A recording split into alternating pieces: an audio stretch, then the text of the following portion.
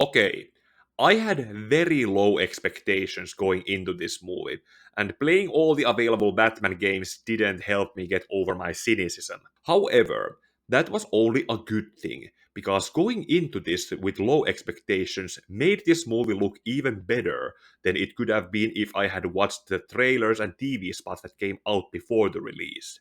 The best way to describe The Batman is as a film adaptation of the early issues of the Legends of the Dark Knight comics, or of an original graphic novel of which script was sent to a movie studio instead of a rotating choice of artists to draw. Being set in Batman's second year, this film was given a certain atmosphere for what kind of Gotham this was, how Batman was seen by all the casts in it, and all in all, I think this movie also proved why Batman v Superman Dawn of Justice didn't need a Batman prequel before it came out. As I have only seen the movie once for now, I'll just talk about the characters and their performances, as well as some plot elements and other things. HBO Max is supposed to start showing the Batman on it in late April, so when that happens, I'm going to rewatch it while taking more, better notes for a more cohesive review than this. Stay tuned for that. And now, 2 years ago, when the first trailer came out and I analyzed it on my DC Fandom 2020 video, I said that Robert Pattinson seemed like a serviceable Batman for the film, and I can hold on to what I said there.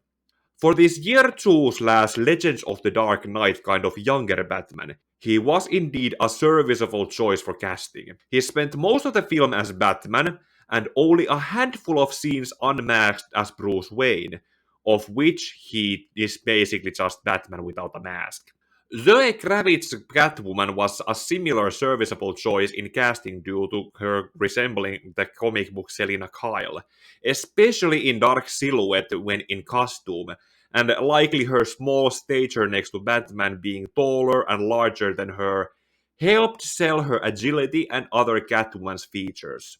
The Riddler was a departure from what has been done before, and I think we can all blame the Arkham games for why Matt Reeves decided to reinvent him in this new, different kind of form. Outside of appearances, the riddles he left, and the way how he kept leading Batman on with them in making him work like a detective, with Alfred pulling his weight in also working on them on the background. That's basically what the Riddler and Batman usually do. I don't know how Matt Reeves is planning to go forward with him now unmasked as Paul Dano, and in turning him from this reinvention into what the Riddler is traditionally. Colin Farrell's Penguin was more of a mob underboss working under Gotham's corrupt organized crime, and he was not a big crime boss running a legitimate nightclub.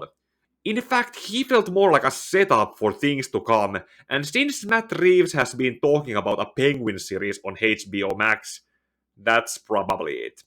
Jeffrey Wright as Lieutenant Gordon, on the other hand, was. I should probably say he worked for the part written and directed for him. He wasn't exactly good or bad, but the fact that Matt Reeves had originally planned for Marshala Ali to be in this role reinforces Hollywood's currently ongoing anti-redhead discrimination, where every redheaded character gets cast with POC actors. Otherwise, he was written pretty well in having an unbroken trust with Batman in working together with him. Andy Serkis as Alfred was something that was done either very much underused or done just enough with one scene with Robert Pattinson. As a character, this was not one of the better Alfreds, and the fact that he had only that one scene where he reached that level of what being Alfred is supposed to be for Batman, that is probably the reason why Serkis was cast here. The final character to talk about is John Turturro as Carmine Falcone, who was this time utilized as a more convincing head of Gotham's organized crime and a believable godfather.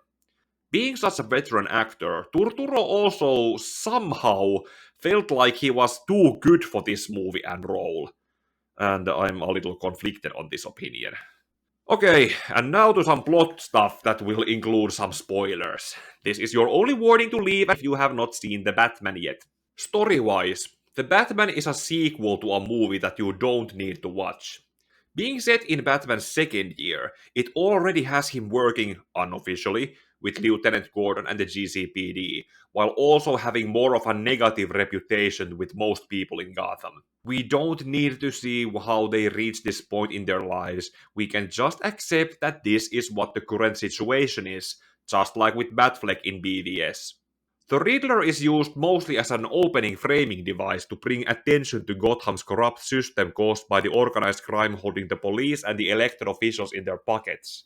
That is basically what the Riddler wants Gotham to see to become better, and to get payback to how their current system has taken advantage over those dependent on the system. The movie also took some direct homages and plot points from the comics by having Carmine Falcone be Catwoman's father, and having Thomas Wayne previously having saved Falcone's life as a doctor, just like in The Long Halloween. And by revealing that Martha Wayne was originally Martha Arkham, like in Jeff Johns' Earth 1 comic. Visually, there is also a lot of POV shots, frog perspective shots, and a lot of blurry shots that Screen Junkies made fun of when they made the dishonest trailer for Army of the Dead.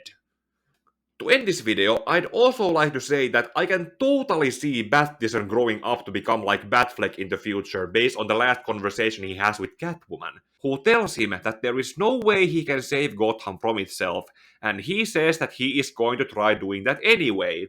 Fighting that pointless war is definitely going to get him to the same point in life where we see Batfleck in BVS, even when this movie does exist outside of the DCEU.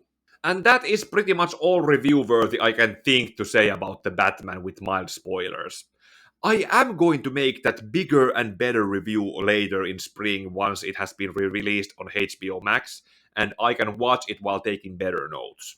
Until then, you can know that it is a good Batman movie worth watching, and I have no score system to rate it. I did watch it with my sister, who gave it a 3.5 out of 5, but on that scale, I think 4 out of 5 is a little more accurate. It loses that one point for being 3 hours long, having an unfair advantage on movies that came before in audience bias, taking the project away from Ben Affleck's one-shot spin-off from the DCEU, and for the Alfred factor I spoke of earlier. Now you can like or dislike this video, comment what you thought about the Batman below, share this video for more people to see, and stay subscribed for that bigger video I plan to make later in the year.